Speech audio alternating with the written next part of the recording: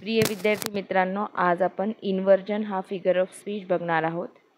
Inversion त्याला व्यत्यास म्हणतात मराठीमध्ये। आपण पाहूया की इन्व्हर्जन म्हणजे नेमकं काय। As a figure of speech involves altering the typical word order in a sentence or phrase for stylistic effect, often to create emphasis, rhyme or a specific poetic rhythm.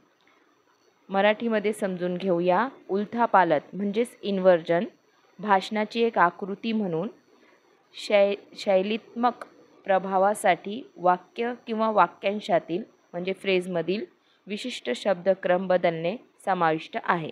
बहुतेकदा जोर इम्फॅसिस देण्यासाठी, यमक, राईम तयार करण्यासाठी किंवा विशिष्ट काव्यात्मक लय तयार करण्यासाठी याचा वापर केला जातो।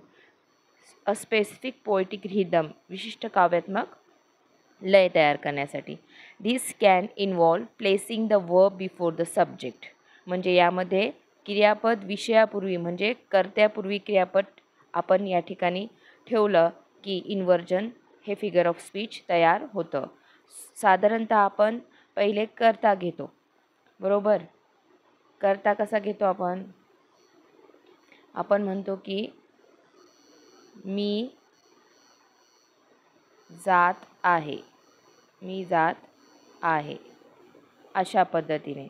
मग हा काय झाला कर्ता, सब्जेक्ट। जात आहे काय आपलं वर्ब आहे, बरोबर। परंतु इन्व्हर्जनमध्ये काय होणार आहे, जात आहे मी म्हणजे कर्त्याच्या अगोदर काय घेतलं जाणार आहे,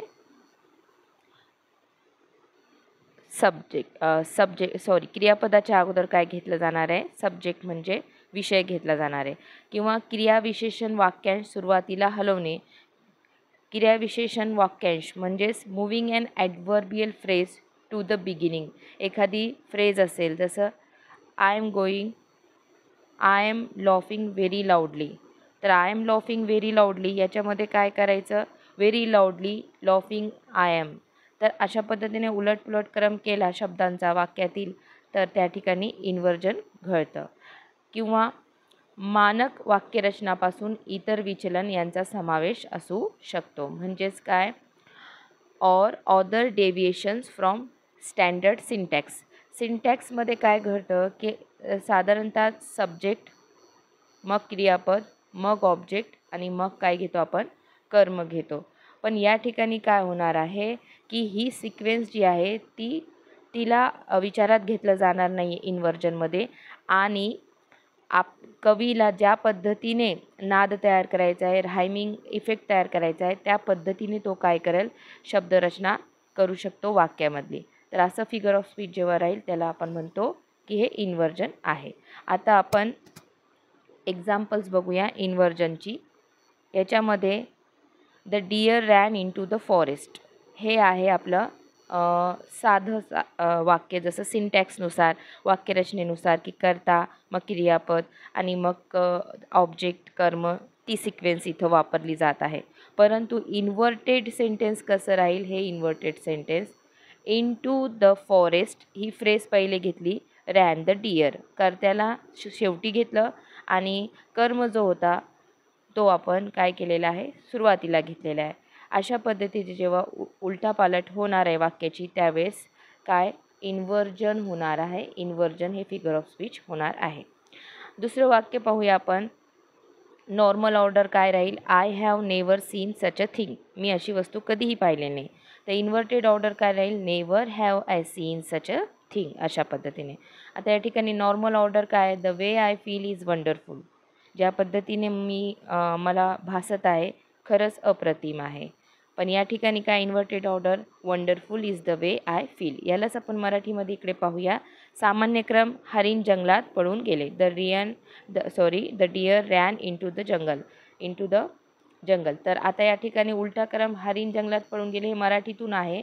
परंतु आपण या ठिकाणी बघायचं आहे की into the forest ran the deer असं इंग्रजीमध्ये आपण लिहिणार आहे। तरी याचा अर्थ मराठीमध्ये इन्व्हर्जनमध्ये त्यांनी सरळच दिलेला आहे, मी असं कधीच पाहिलं नाही। तर या ठिकाणी त्यांनी त्याचं कसं केलेलं आहे की कधीच पाहिलेलं नाही असं मी, अशा पद्धतीने इंग्रजीमध्ये त्यांनी केलेलं आहे.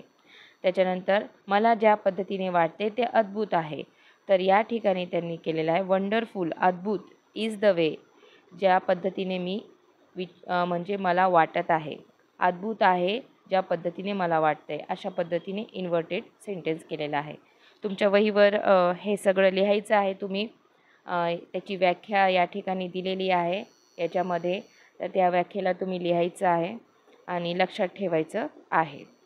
आता उलट करण्याचा उद्देश काय असतो, का उलट केले जातात शब्द वाक्यांमध्ये ते बघणार आहोत. जोर देण्यासाठी म्हणजेच काय, या ठिकाणी इम्फॅसिस म्हणजे जोर देणे. Inversion can draw attention to a particular word or phrase by placing it in an unexpected position. म्हणजेच काय की उलट शब्द एखाद्या विशिष्ट शब्दाकडे किंवा वाक्यांशाला अनपेक्षित स्थितीत ठेवून लक्ष वेधू शकतो. म्हणजे लक्ष वेधून घेण्यासाठी आपल्याला जोर देण्यासाठी काय करावं लागतं, शब्द उलटसुलट करावे लागतात वाक्यामध्ये. Next, poetic effect. Inversion is frequently used in poetry, आणि हे वारंवार वापरलं जातं इन्व्हर्जन पोएट्रीमध्ये, कवितांमध्ये, पद्यामध्ये. To create a specific metre or rhyme scheme. Specific metre किंवा राईम स्कीम, काव्यात्मक प्रभाव म्हणजे विशिष्ट लयबद्धता किंवा यमक योजना, रायमिंग स्कीम किंवा लयबद्धता या ठिकाणी तयार करण्यासाठी कवितेत उलटा वापरला जातो, म्हणजे इन्व्हर्जन वापरलं जातं. पुन्हा बघूया ड्रॅमॅटिक इफेक्ट देण्यासाठी, म्हणजे it can add a sense of drama or formality to writing. Sense of drama म्हणजे काय, या ठिकाणी बघूया आपण, नाट्यात्मक प्रभाव देण्यासाठी, ते लेखनात नाट्यमयता किंवा औपचारिकतेची भावना जोडू शकते त्याच्यासाठी. नेक्स्ट, का बरं इन्व्हर्जन वापरलं जातं, तर रिटोरिकल इफेक्ट म्हणजेच काय, inversion can be use to create a more sophisticated और इलिगंट टोन.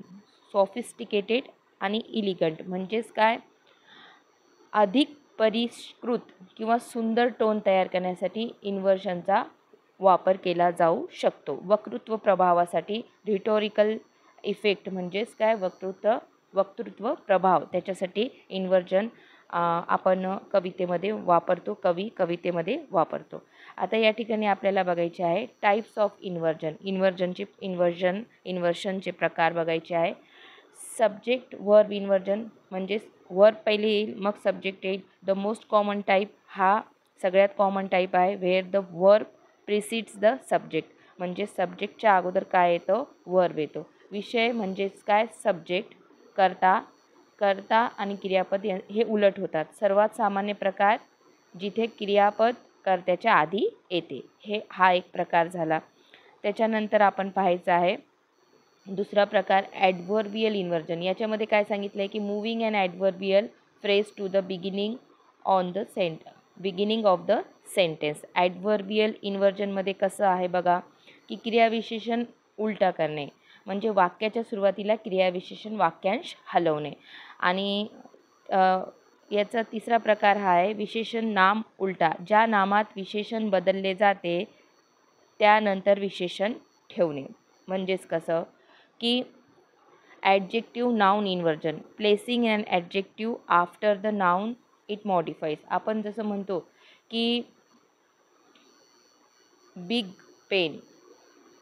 पेन, तर असं न करता काय केलेलं आहे, पेन बिग, म्हणजे पहिले नाऊन ठेवायचं आणि मग ॲडजेक्टिव्ह ठेवायचा, अशा पद्धतीने त्यांना सांगायचं आहे. तर आपण या ठिकाणी पाहिलेले आहे की कशा पद्धतीने इन्व्हर्जन हे फिगर ऑफ स्पीच आहे. तर उलटापणा म्हणजेच व्यत्यास कधीकधी सूक्ष्म असला तरी वाक्याच्या अर्थावर आणि भावनेवर लक्षणीय परिणाम करू शकतो, ज्यामुळे ते लेखक आणि वक्त्यांसाठी एक शक्तिशाली साधन बनते. म्हणजेच काय, inversion while sometimes subtle.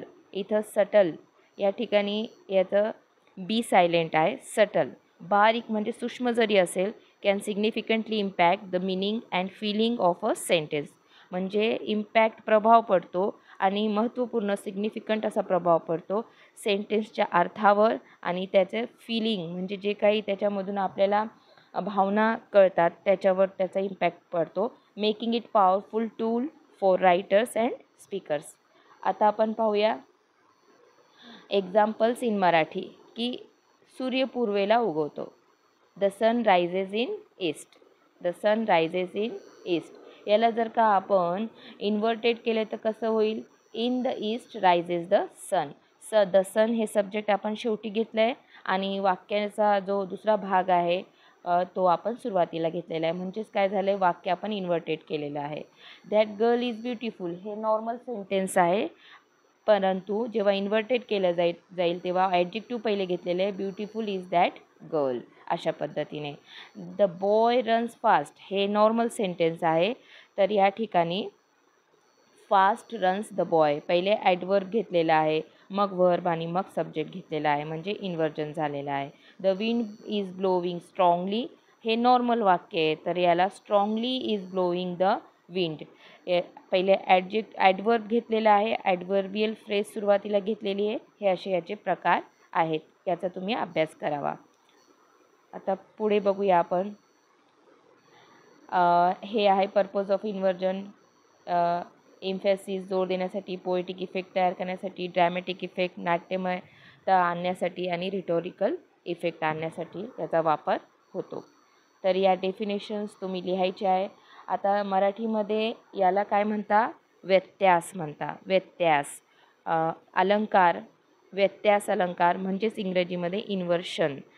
It involves rearranging the usual word order in a sentence to create a specific poetic or emphatic effect. आपण हे पाहिलेले आहे. तर the typical prose order of word is altered, often placing the verb before the subject or changing the usual sequence or for emphasis or to fit a rhyme scheme. Rhyme scheme तयार करण्यासाठी जसं का वाक्यामधील शब्द जेव्हा कवी बदलतो तर शक्यतो त्याला नाद तयार करायचा असतो. त्या भावनांना त्यांना म्हणजे जोर देऊन त्यांना आपल्या कवितेमध्ये नाद तयार करण्यासाठी वापरायचे असतात. त्याच्यासाठीच हे सगळं काही केलं जातं. आणि जेव्हा या कृती घडतात शब्द त्यांच्या नॉर्मल ऑर्डर सोडून आपल्याला कुठेही दिसतात वाक्यामध्ये किंवा कवितेच्या ओळींमध्ये, तेव्हा इन्व्हर्शन व्यत्यास त्या ठिकाणी फिगर ऑफ स्पीच अलंकार आहे असं आपण म्हणतो. तर तुम्ही याचा अभ्यास करावा, आपल्या वहीवर हे सगळं लिहावं आणि याला समजून घ्यावं चांगल्या प्रकारे आणि स्वतः मराठीतून आणि इंग्रजीतून वाक्य तुम्ही तयार करावे. व्हिडिओ पाहिल्याबद्दल धन्यवाद. Like, share and subscribe to my channel. Thank you.